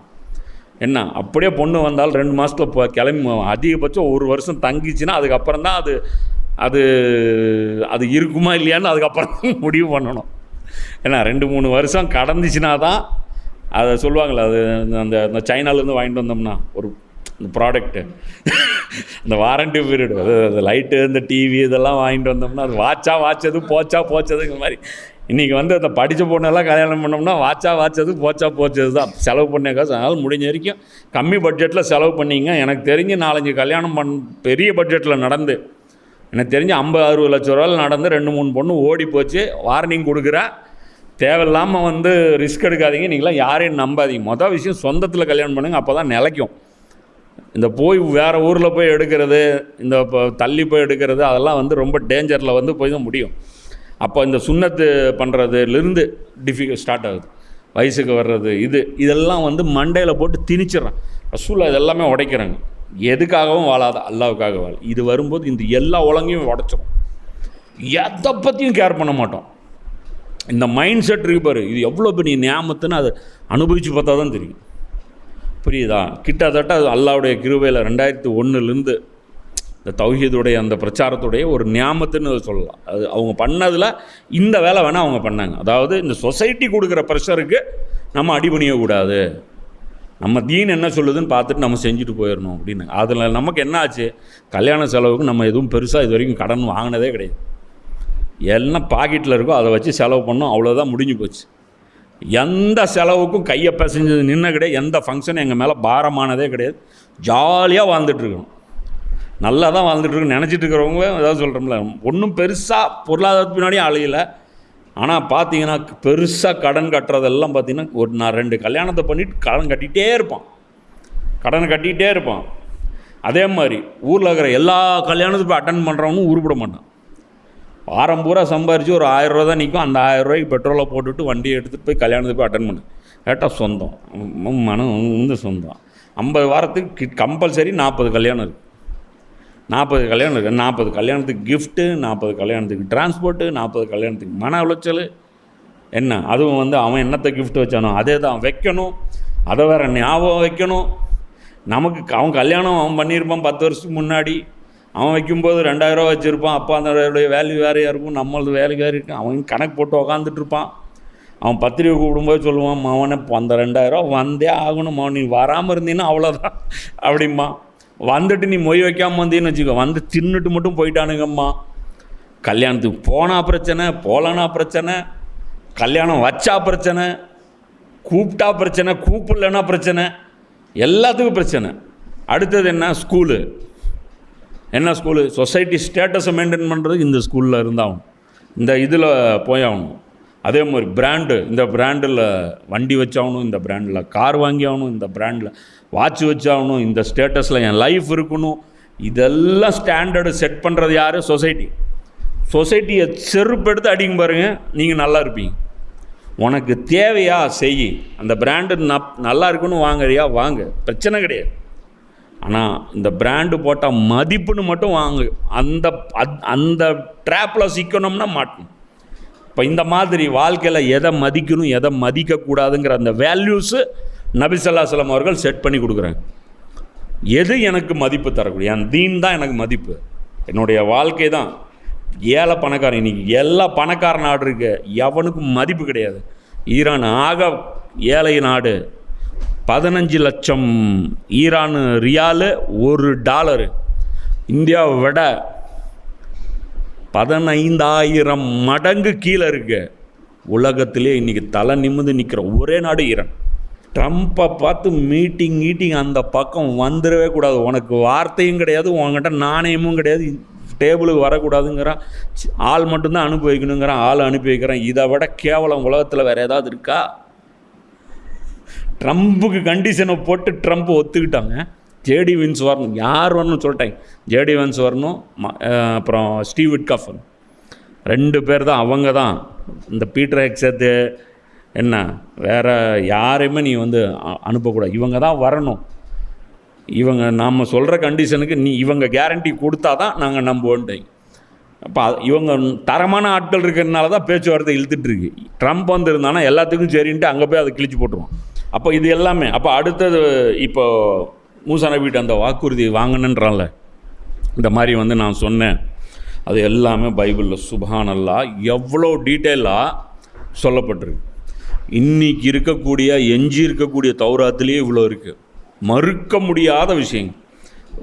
உதாரணத்துக்கு உபாகமமில் 18வது அதிகாரத்தில் 18 to 22, உன்னை போல் ஓர் இறைவாக்கினனை அவர்களுடைய சகோதரர்களிலிருந்து நான் அவர்களுக்காக ஏற்படுத்துவேன், என் வார்த்தைகளை அவனுடைய வாயில் வைப்பேன், நான் கட்டளையிடுவது அனைத்தையும் அவன் அவர்களுக்கு சொல்வான். என் பெயரால் அவன் சொல்லும் என் வார்த்தைகளுக்கு செவி கூடாதவனை நான் வேறறுப்பேன். ஆனால் ஒரு இறைவாக்கினன் எனது பெயரால் பேசுவதாக எண்ணிக்கொண்டு நான் அவனுக்கு கட்டளையிடாதவற்றை பேசினால், அவன் வேற்று தெய்வங்களின் பெயரால் பேசினால் அந்த இறைவாக்கினன் சாவன். அப்போ இந்த இடத்துல அல்ல என்ன சொல்கிறான், மூசா நபியை பார்த்து உன்னை போல் ஒரு இறைவாக்கினன், அதாவது இறைவாக்கினா இறை தூதரை சொல்கிறாங்க. பைபிளுடைய அந்த தமிழ் அந்த மாதிரி அவங்க வெளிப்படை வச்சுருப்பாங்க, சரியா? அப்போது இது உபாகமத்தில் அல்லாஹ் அவங்ககிட்ட சொல்லியிருக்கான். இதிலே பார்த்திங்கன்னா உபாகமத்திலே 33 1லிருந்து 3 வரைக்கும் இந்த ஆயத்தெல்லாம் எடுத்து வச்சுங்க. இன்னும் ஃபுல்லாக நான் படிக்கிறதுக்கு டைம் ஆகும். இதில் லொக்கேஷனும் சொல்லப்பட்டிருக்கு. ஆண்டவர் சீனாயிலிருந்து வந்தார், சேயீரிலிருந்து அவர்களுக்கு தோன்றினார், பாரான் மலையிலிருந்து அவர்கள் மீது ஒளிந்தார், 10,000 புனிதர் படைசூழ அவரது வலப்புறத்தினின்றும் மின்னல் ஒளிர் திருச்சட்டம் ஏந்தி வந்தார். உண்மையில் மக்கள் இனங்களின் அன்பர் அவர் ரஹமத்துல் ஆலமீன் பேர் மக்கள் இனங்களின் அன்பர். அவர் தம் புனிதர்கள் அவர் கையில் உள்ளனர், அவர்கள் அவரது பாதங்களில் அமர்கள். சஹாபாக்களை பற்றி பைபிள் சொல்லுது. அவங்ககிட்ட காலுகிட்ட தான் உட்காருவாங்க. அப்படி புனிதமானவர்கள் அவர்கள். அனைவரும் அவரது கூற்றை ஏற்றுக்கொள்வார். அவருடைய சஹாபாக்கள் அவரை ஃபாலோ பண்ணுவாங்க அப்படின்னு. அதே இது பார்த்திங்கன்னா எசாயா தீர்க்கதரிசி அவரும் ரசூலா பற்றி சொல்கிறாங்க. இதோ என் ஊழியர், அவருக்கு நான் ஆதரவு அளிக்கிறேன், நான் தேர்ந்தெடுத்து கொண்டவர் அவர். முஸ்தஃபா தேர்வு, அவருடைய பேர், ரசூலுடைய பேர். அவரால் என் நெஞ்சம் பூரிப்படைகிறது, அவருள் என் ஆவி தங்கும்படி செய்தேன். அவர் மக்களினங்களுக்கு நீதி வழங்குவார். அவர் கூக்குரலிட மாட்டார், கத்த மாட்டார், தம் குரலை உயர்த்த மாட்டார், தம் குரலொலியை தெருவில் எழுப்ப மாட்டார். ரசூல் அப்படி தான் இருப்பாங்க, அமைதியாக இருப்பாங்க. தெரிந்த நாணலை முறியார், மங்கி எறியும் திரியை அணையார், உண்மையாகவே நீதியை நிலைநாட்டுவார்.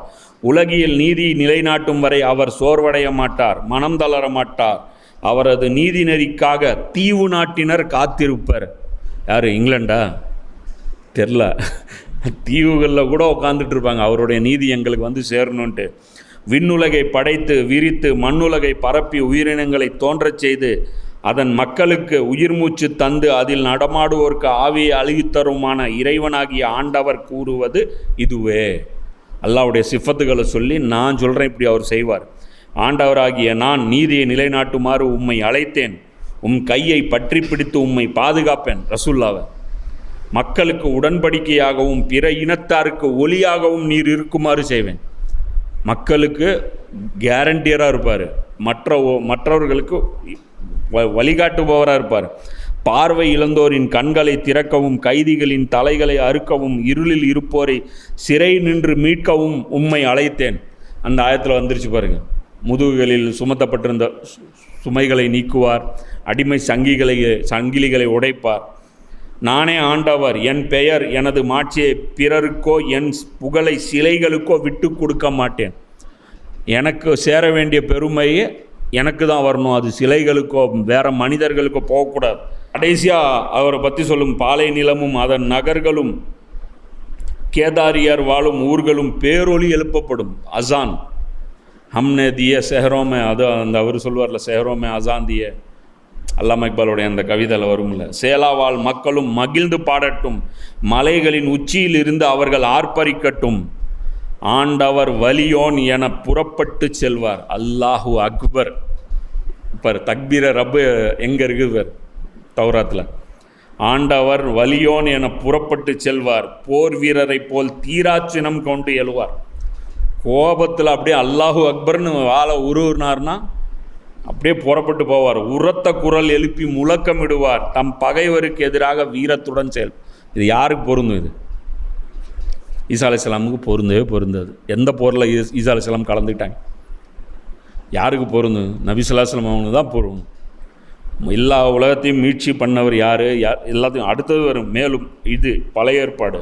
புதிய ஏற்பாடுலன்னா சுப்ஹானல்லாஹ் இன்னும் பியூட்டிஃபுல்லாக ஈசா அலைஹிஸ்ஸலாம் சொல்லுவாங்க. என்னென்னா ஒரு தோட்டத்தை பற்றி சொல்கிறாரு. அதாவது இந்த உம்மத்தை ஷிஃப்டிங் ஆகும். அதுவும் பைபிள் அதை பல்லாங்க தௌராத் மூசா அலைஹிஸ்ஸலாம்கிட்ட சொல்லும்போது எல்லாம் என்ன சொல்கிறான்? தௌராத்திலும் இஞ்சிலிலும் இவரை பற்றி எழுதப்பட்டிருப்பதை காண்பார். இப்போ இதில் சிலர் முன்னறிப்புகளை என்ன சொல்கிறாங்க? முன்னறிப்புகள் ஒரு மீனிங்லெஸ்ஸு ஹதீஸ்களில் தான் இருக்குது, அதில் ஒன்றும் பெருசாக நம்ம அழட்டிக்கூடாது. குரானே முன்னறிப்புகளை ப்ரமோட் பண்ணுது. அப்போ அதில் முன்னறிப்பு அதில் பார்த்தா அது இன்னும் வந்து மக்களுக்கு வந்து அது டபுள் கன்ஃபார்ம் பண்ணுறதுக்கு ஒரு வழி, புரியுதா? அதனால் வந்து அல்லாஹ் வந்து இது சொல்கிறான். மேலும் ஒரு உவமை கேளுங்கள். ஒரு நிலத்துக்காரர் ஒருவர் ஒரு திராட்சை தோட்டம் போட்டு வேலி அடைத்து அதில் குழி வெட்டி தோட்ட தொழிலாளிகளிடம் அதை குத்தகைக்கு விட்டு நெடும் பயணம் மேற்கொண்டார். இது அல்லாஹ் குறிக்கும். அல்லாஹ் வந்தான், இந்த பூமியை அமைச்சு கொடுத்துட்டு, தோட்டம் அமைச்சு கொடுத்து, மனிதர் கையில் கொடுத்துட்டு ஒரு நெடும் பயணம் அல்லாஹ் போயிட்டான். அர்ஷின் மீது அமர்ந்து கொண்டான். பழம் பறிக்கும் காலம் நெருங்கி வந்த போது அவர் தமக்கு சேர வேண்டிய பழங்களை தரும்படி பணியாளர்களை அத்தோட்ட தொழிலாளர்களிடம் அனுப்பினார். ஆனால் அவங்க என்ன பண்ணிட்டாங்க? அவரை கொலை செய்தார்கள். அந்த அந்த அந்த வசூல் பண்ண வந்த ஆளை கொன்னுடுறாங்க, அல்லது விரட்டி அடிக்கிறாங்க, கல்லால் அடிக்கிறாங்க. அதுக்கப்புறம் அல்லாஹ் என்ன பண்ணுறான்? இது மாதிரி தொடர்ச்சியாக இது மாதிரி நடக்க திராட்சை தோட்ட உரிமையாளர் என்ன செய்வார்? இயேசு கேட்டார். அதுக்கு மக்கள் சொல்கிறாங்க, அத்தீயோரை ஈவிரக்கமின்றி ஒழித்து விடுவார். உரிய காலத்தில் தமக்கு சேர வேண்டிய பங்கை கொடுக்க முன்வரும் வேற தோட்ட தொழிலாளர்களுக்கு அத்திராட்சை தோட்டத்தை குத்தகைக்கு விடுவார். அக்ரிமெண்ட்டு கேன்சல் பண்ணிவிட்டு வேற ஆளை மாற்றுவார் அப்படின்றார். அப்போ இயேசு சொல்கிறார், அப்போ அதுதான் நடக்கும். நீங்களே சொல்லுங்கள் என்ன பண்ணலான்னு. இப்போ நானும் அதை கேட்குறேன். நம்ம இருக்கிற லட்சணத்துக்கு ரசூல்லா சிபாரிசு பண்ணால் மூசா அலைஹிஸ்ஸலாம் கிடைச்ச பதில் தான் நமக்கும் கிடைக்கும். நீங்களே சொல்லுங்கள், என்ன பதில் கிடைக்கும்? இல்லை வேறு பதில் கிடைக்கும்? அல்லாஹ் ஒரு மூடில் இருப்பான், அல்லாஹ் வந்து ஏமாத்திடலாம், அல்லாஹ் ஜாலியாக இருக்கும்போது அல்லாஹ் சிரிக்க வச்சு நம்மளாம் வந்து சொர்க்கத்துக்கு போயிடலாம். இப்படிலாம் ஏதாவது கற்பனை கண்டு அல்லாஹ் ஏதாவது ஜோக் சொல்லி சிரித்து மூடு மாற்றி அந்த கேப்பில் மலக்குகளை டபாய்ச்சி, இல்லை மலக்குகளுக்கு ஏதாவது லஞ்சம் கிஞ்சம் கொடுத்து ஏதோ ஒன்று பண்ணி கரெக்ட் பண்ணி பிளாக்ல டிக்கெட் விற்பான்ல, அந்த மாதிரி ஏதாவது பண்ணி ஏதோ ஒன்று தாஜா பண்ணி ஒன்றும் பண்ண முடியாது. அதுக்கப்புறம் ஈசா நபி சொல்கிறாரு, கட்டுவோர் புறக்கணித்த கல்லே கட்டடத்திற்கு தலைக்கல் ஆயிற்று. ஆண்டவரால் இது நிகழ்ந்துள்ளது, நம் கண்களுக்கு இது வியப்பாயிற்று என்று நீங்கள் மறைநூலில் ஒருபோதும் வாசித்ததில்லையா? இப்படி பைபிளில் ஏற்கனவே இருக்க உங்களுக்கு தெரியாதா? எனவே உங்களிடமிருந்து இறையாட்சி அகற்றப்படும்.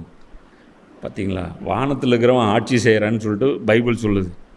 நம்ம முஸ்லீமு நம்ம இல்லைங்கிறோம். அந்த இறையாட்சி அகற்றப்பட்டு பெறப்பட்டவர்கள் இல்லைங்கிறாங்க. அவங்க போயிருச்சிங்க, உங்கள்கிட்ட வந்துருச்சிங்கிறாங்க. புரியுதா? இது என்னமோ அந்த மெயில் சென்ட் பண்ண மாதிரி அனுப்பிச்சு எனக்கு டபுள் டிக் காட்டுதுங்கிறார் அவர் பைபிளில். இல்லைங்க, இங்கே ஒரு டிக்கு தாங்க வருது. இவங்க என்ன பண்ணுறாங்க? மதரசாவில் நெட்டை ஆன் பண்ணக்கூடாது, ஆன் பண்ண மெசேஜ் வந்துடும், மெசேஜ் வந்தால் நாங்கள் குற்றவாளி ஆயிடுவோம், குரானை ஆன் பண்ணாதீங்கிறாங்க. அவங்க என்னங்கிறாங்க? மெசேஜ் அனுப்பியாச்சிங்க, நீங்கள் தாங்க டேட்டா மோடு எனேபிள் பண்ணாமல் இருக்கீங்க அப்படிங்கிறாங்க. நம்ம எனேபிள் பண்ணலைன்னா தப்பிச்சிருவோம்னு நினைக்கிறோம். எனவே உங்களிடமிருந்து இறையாட்சி அகற்றப்படும், அவ்வாட்சிக்கு ஏற்ற முறையில் செயல்படும் ஒரு மக்கள் இனத்திடையே அதற்கு உட்படுவர். எனவே நான் உங்களுக்கு சொல்கிறேன், இந்த கல்லின் மீது விழுபவர் நொறுங்கி போவார். அந்த கல்லை நொறுக்கலான்னு போவாதீங்க, உளுர நீங்கள் நொறுங்கி போவீங்க. என்ன டீல் பண்ண மாதிரி அவரை டீல் பண்ணாதீங்க, முடிச்சு விட்டுருவார். இது யார் மேல் விழுமோ அவரும் நசுங்கி போ. இந்த ஹக்கு மேலே யார் விழுந்தாலும் அதை நொறுங்க வைக்கிறது அல்லாஹ்வுடைய வேலை. அதனால் நமக்கும் என்ன ஒரு பூஸ்ட்னா இதுதான் பூஸ்ட். என்னன்னா நமக்கு அல்லாஹ்வுடைய ஸ்பெஷல் ப்ரொடெக்ஷன் கிடைக்கும் இந்த வேலை நம்ம ஒழுங்காக செய்கிற வரைக்கும். இது மத்தேயுவில் 21 அதிகாரமில் 33 44 வரைக்கும். அடுத்தது இதில் யோவானில், இதுலேயும் பார்த்திங்கன்னா ஈசா நபி சொல்வார், உங்களோடு என்றும் இருக்கும்படி மற்றொரு துணையாளரை உங்களுக்கு தருமாறு நான் தந்தையிடம் கேட்பேன். அவரே உண்மையை வெளிப்படுத்தும் தூய ஆவியாவார். உலகம் அவரை ஏற்றுக்கொள்ள இயலாது, ஏனெனில் அது அவரை காண்பதும் இல்லை, அறிவதும் இல்லை. நீங்கள் அவரை அறிந்திருக்கிறீர்கள், ஏனெனில் அவர் உங்களோடு தங்கியிருக்கிறார், உங்களுக்குள்ளும் இருக்கிறார். நான் உங்களை திக்கற்றவர்களாக விடமாட்டேன், உங்களிடம் திரும்பி வருவேன். இன்னும் சிறிது காலத்தில் உலகம் என்னை காணாது, ஆனால் நீங்கள் என்னை காண்பீர்கள், ஏனெனில் நான் வாழ்கிறேன், நீங்களும் வாழ்வீர்கள். அதெல்லாம் சொல்லிட்டு அவர் சொல்கிறார், என் கட்டளைகளை ஏற்று கடைப்பிடிப்பவர் என் மீது அன்பு கொண்டுள்ளார், என் மீது அன்பு கொள்பவர் என் தந்தை மீது அன்பு கொள்வார், நானும் அவர் மீது அன்பு கொண்டு அவருக்கு என்னை வெளிப்படுத்துவேன். சொல்லிட்டு சொல்கிறாரு, நான் உங்களுக்கு தரும் அமைதியே உலகம் தரும் அமைதி போன்றது அல்ல, நான் போகிறேன், பின் உங்களிடம் திரும்பி வருவேன் என்று நான் உங்களிடம் சொன்னதை கேட்டீர்களே. நீங்கள் என் மீது அன்பு கொண்டிருந்தால் என் தந்தையிடம் செல்வது பற்றி மகிழ்ச்சி அடைவீர்கள், ஏனெனில் தந்தை என்னை விட பெரியவர். இனி நான் உங்களோடு மிகுதியாக பேசப்போவதில்லை, ஏனெனில் இவ்வுலகின் தலைவன் வந்து கொண்டிருக்கிறான். நான் டைம் இன்னும் உங்கள்கிட்ட ஸ்பெண்ட் பண்ணி வேஸ்ட் பண்ண விரும்பலை. உலகத்தோடைய தலைவன் வந்து கொண்டிருக்கிறான், அவனுக்கு என் மேல் அதிகாரம் இல்லை. அவர் வேறு லெவலில் வந்து பர்ஃபார்ம் பண்ணுவார். அவர் எனக்கு லீட் பண்ணுவார், நான் அவரை லீட் பண்ண முடியாது. நான் அவர் அதிகாரம் செலுத்த முடியாது, அவர் தான் என்ன அதிகாரம் செலுத்துவாருங்க. இதுவும் யோவானில் ஃபுல் டீட்டெயிலாக வந்து பார்த்திங்கன்னா இது 14வது அதிகாரத்தில் 16லேருந்து 30 வரைக்கும். அதில் அடுத்தது 15 யோவான்லேயும் சொல்கிறாரு, காரணமின்றி என்னை வெறுத்தார்கள் என்று அவர்களுடைய திருச்சட்டத்தில் எழுதியுள்ளது இவ்வாறு நிறைவேறிற்று. தந்தையிடமிருந்து நான் உங்களுக்கு அனுப்பப் போகின்ற துணையாளர் வருவார். அல்லாஹ்விடமிருந்து நான் உங்களுக்கு ஒரு ஆள் அனுப்புவேன், அவர் உங்களுக்கு துணையாக இருப்பார். அவரே தந்தையிடமிருந்து வந்து உண்மையை வெளிப்படுத்தும் தூய ஆவியாவார். அவர் வரும்போது என்னை பற்றி சான்று பகருவார். நீங்களும் சான்று பகருவீர்கள், ஏனெனில் நீங்கள் தொடக்கம் முதல் என்னோடு இருந்து வருகிறீர்கள். இது 15 அதிகாரத்தில் 25லேருந்து 27. அதே மாதிரி யோவான் இதில் வந்து பார்த்திங்கன்னா 16ல் 7லேருந்து 25 வரைக்கும். இதில் வந்து என்ன வருது, இதில் இன்னும் டீட்டெயிலாக வருது. நான் உங்களிடம் சொல்வது உண்மையே, நான் போவதால் நீங்கள் பயனடைவீர்கள். ஈசா நபி என்ன சொல்கிறார், நான் போனால் உங்களுக்கு யூஸ், நான் எவ்வளோ இருக்கிறேனோ அவ்வளோ டிலே ஆகும். நான் போகிறதுனால, நான் போகாவிட்டால் துணையாளர் உங்களிடம் வரமாட்டார். நான் போனால் அவரை உங்களிடம் அனுப்புவேன். அவர் வந்து பாவம், நீதி, தீர்ப்பு. பாவம்னா என்ன, எதெல்லாம் பாவம் அதை பட்டியல் போடுவார். நீதி, நான் சொன்னல, ஆணுக்கும் பெண்ணுக்கும் மத்தியில் எது நீதி, புரியுதா? இது வந்து உலகத்தில் யாருனாலையும் சொல்யூஷன் பண்ணவே முடியாது. நீயா நானா 100 எபிசோடு நடந்தால் 101வது எபிசோடுக்கு மறுபடியும் ஒரு கண்டென்ட் கிடைக்கும். புதுசாக ஒரு கேள்வி 4 பேர் கிளப்பிட்டு வருவோம். ஆண் பெண்ணுக்கு மத்தியில் நீதி யாருனாலையும் செலுத்த முடியாது, அல்லாஹ்வை தவிர. தீர்ப்பு, அல்லாஹ் இந்த தீர்ப்பு, இந்த மாதிரி பிரச்சனைகள் ஒவ்வொரு விவகாரங்களையும் தீர்ப்பளிக்கிறது ஆகியவை பற்றி உலகினர் கொண்டுள்ள கருத்துக்கள் தவறானவை என எடுத்து காட்டுவார். உலகத்துடைய ஃபிலாசபி எல்லாத்தையும் அடித்து தூள் கிளப்பிடுவார். இந்த உலகத்துக்கு ரீசனிங் சொல்லுவார். நீ ஏன் பிறந்த, உலகம் ஏன் வந்துச்சு, எங்கே போகிற, எங்கே வர, எந்த சித்தாந்தம் மனிதர்களுக்கு ஏற்புடையது, எந்த வாழ்வியல் மனிதர்களுக்கு ஏற்புடையது. அப்ஜெக்ஷனே இல்லாமல் ரசூலுல்லாவுடைய காலத்தை சொல்லு, அவருடைய லைஃப் ஸ்டைல். இன்றைக்கி உலகம் வச்சிருக்கிற அந்த பேராமீட்டர்ஸ், நீதி, ஒரு அரசாங்கத்துக்கு வச்சிருக்கிற பேராமீட்டர்ஸ், சேஃப்டி வச்சிருக்கிற பேராமீட்டர்ஸ், நாலேஜுக்கு வச்சிருக்கிற பேராமீட்டர்ஸ், சுகாதாரத்துக்கு வச்சிருக்கிற பேராமீட்டர்ஸ் எல்லாத்தையும் ரசூலுல்லாஹ் காலத்தில் இம்ப்ளிமெண்ட் பண்ண அதை விட ஒரு வேல்யூபிள். இப்போ சொல்கிறாங்களே, தமிழ்நாட்டு இந்தியாவில் முதல் மாநிலம், எதை வச்சு சொல்கிறான்? இங்கே பிங்கிப்பா, இங்கே இப்படி போட்டால் சொல்கிறான். அதெல்லாம் இல்லை. ரோடு எப்படி இருக்குது, படிப்பு எப்படி இருக்குது, எத்தனை ஸ்கூல் இருக்குது, எத்தனை டாக்டர் இருக்குது, எல்லாம் கணக்கு பார்த்து, எத்தனை பேருக்கு எத்தனை டாக்டர் இருக்குது, இதெல்லாம் கணக்கு பார்த்து, தண்ணி எவ்வளோ குடிக்கிறதுக்கு இருக்குது, இந்த தண்ணியில் உப்பு எவ்வளோ இருக்குது, எப்படி சாப்பிட்டுட்ருக்கிறாங்க, மக்கள் எப்படி ட்ரெஸ்ஸு போட்டுட்ருக்காங்க, வீடுகள் எப்படி இருக்குது, எல்லாத்தையும் பார்த்து மார்க் போடுறோம். அந்த மாதிரி மார்க் உலகத்தில் வாழ்ந்த எல்லா வரலாறுகளையும் மார்க் போடும். ஃபிரௌனுடைய ஆட்சி, நம்ரூத்துடைய ஆட்சி, ஒவ்வொருத்தனும் உங்களுடைய சிறந்த ஆட்சியை கொண்டு வா. நீ என்ன சொல்கிற, இயேசுடைய ஆட்சியாக கொண்டா, நீ என்ன சொல்கிற, மோசஸுடைய ஆட்சியாக கொண்டா, நீ என்ன ராமராஜ்யமா வா, சோடி போடுவோம், எல்லாத்தையும் கொண்டாந்து ஒரு பிளாட்ஃபார்மில். ரசூலுல்லாவுடையது மிகச்சு. அதில் எல்லாத்துக்கும் ரோல் மாடல் இருக்குது. அதில் இருக்கிற மாதிரி வேறு எதுவுமே கிடையாது. அதில் மக்கள் ஆட்சியாளரை தேர்வு பண்ணாங்க. இதில் வேறு எங்கேயுமே அது இருக்காது. ராமரை என்ன ஆட்சியாளர்களாக தேர்வு பண்ண, மனிதர்களாக தேர்வு பண்ணாங்க. ஆட்சியாளரை மக்கள் தேர்வு பண்ணுற சிஸ்டம் வேறு எங்கே நடந்திருக்கு? ஃபிரௌனை மக்கள் தேர்வு பண்ணாங்களா? நம்ரூத்தை மக்கள் தேர்வு பண்ணாங்களா? அபூபக்கரை மக்கள் தேர்வு பண்ணாங்க. வேறு எங்கே நடந்திருக்கு? ராஜாவை எங்கேயாவது மக்கள் தேர்வு பண்ணுவாங்களா? எவனா ராஜா தேர்வு பண்ணுவான் எந்த மக்கள் ஆட்சி பண்ணுறதுன்னு. நாளையிலேருந்து ஈரோடு மட்டும் ஆட்சி பண்ணிட்டுருக்கோம். நம்ம என்ன பண்ணுவோம், படையெடுத்துட்டு போய் நாமக்கல் மேலே படை தொடுத்தோம்னா நாளையிலேருந்து ஆட்சி வரும். உடனே அவங்களுக்கு புது ராஜா கிடச்சிருவார். மக்கள் தேர்வு பண்ணதில்லை, இவன் தேர்வு பண்ணிட்டான். நாளையிலேருந்து நீங்கள் எனக்கு அடிமெண்ட்டு. நீங்கள் என்ன பண்ணுறீங்க, நாளையிலேருந்து டேக்ஸ் எனக்கு அனுப்பிடுங்க. இந்த வெள்ளைக்காரன் அனுப்புகிறாங்க லகானில். இங்கிலாண்டுக்கு அனுப்பிட்டு இருந்தோம்ல நம்ம டேக்ஸு, இங்கேருந்து அங்கெல்லாம் அனுப்பணும்ல. என்ன விரும்பிய டேக்ஸ் அனுப்புனீங்க? எவ்வளோ வெறும். யாரிடம் கேட்கிறாய் வரி, யாரிடம் கேட்கிறாய் கிசி, மாமனா மச்சானா, மானம் கேட்டவனு கேட்குறான்ல டைலாக் கடன்ட்டு. ஆனால் கொடுத்தீங்களா டேக்ஸு? அதான் சொல்கிறேன், அதெல்லாம் நாம் தேர்வு பண்ண முடியாது. இது எல்லாமே ரசூலுல்லாஹ் கற்றுக் கொடுப்பாங்க.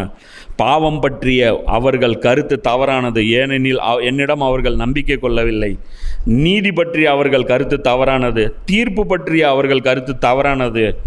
நான் உங்களிடம் சொல்ல வேண்டியவை இன்னும் பல உள்ளன, ஆனால் அவற்றை இப்போது உங்களால் தாங்க முடியாது.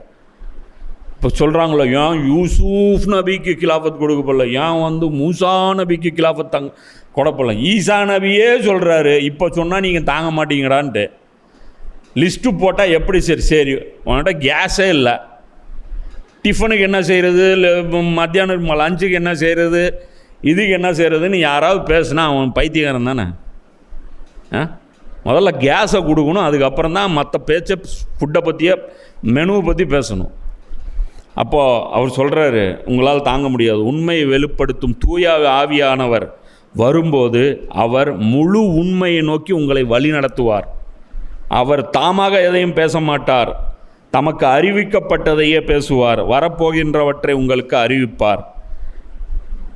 இது சொல்லிட்டு சொல்கிறாரு, நான் உங்களிடம் உருவகமாக பேசி வந்துள்ளேன், ஆனால் காலம் ஒன்று வரப்போகிறது, அப்போது உருவகங்கள் வாயிலாக பேசாமல் தந்தையை பற்றி வெளிப்படையாக எரித்துரைப்பேன். நானே சூசகமாக மட்டும்தான் பேசுகிறதுக்கு இப்போ சூழல் இருக்குது, என்னாலே பேச முடியாது அப்படின்னு அவர் சொல்கிறாரு. அப்போது எல்லா விதத்திலுமே வழிகாட்டுதல்ங்கிறது நபி ஸல்லல்லாஹு அலைஹி வஸல்லம் கிட்ட தான் இருக்குது.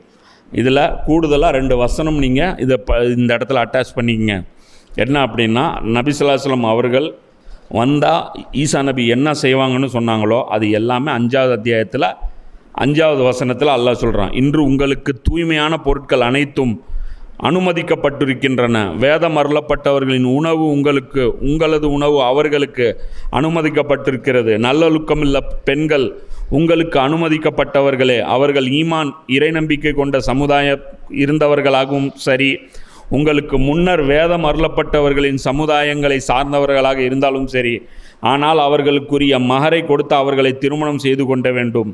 அவர்களின் பாதுகாவலர்களாய் நீங்களே திகழ வேண்டுமே தவிர அவர்களை விபச்சாரத்திலோ கள்ளக்காதலிலோ ஈடுபடுத்தக்கூடாது.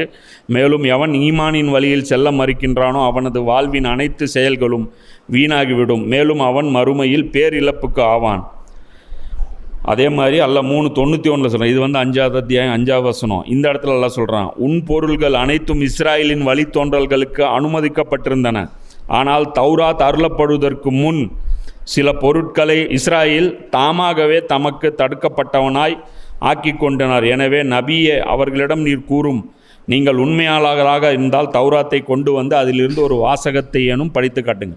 அப்போ இந்த இடத்துல அல்லாஹ் என்ன சொல்கிறான், அவங்களுக்கு தடுக்கப்பட்டிருந்த எல்லா விஷயங்களும் இங்கே லீகலைஸ் அல்லாஹ் பண்ணுறான். ஸோ இந்த அடிப்படையில் இதை புரிஞ்சிக்கிங்க. இதோடைய கடைசி பிட்டு இருக்குது. ஸோ அது அடுத்த கிளாஸில் அங்கேருந்து அப்படியே கண்டினியூ பண்ணும்.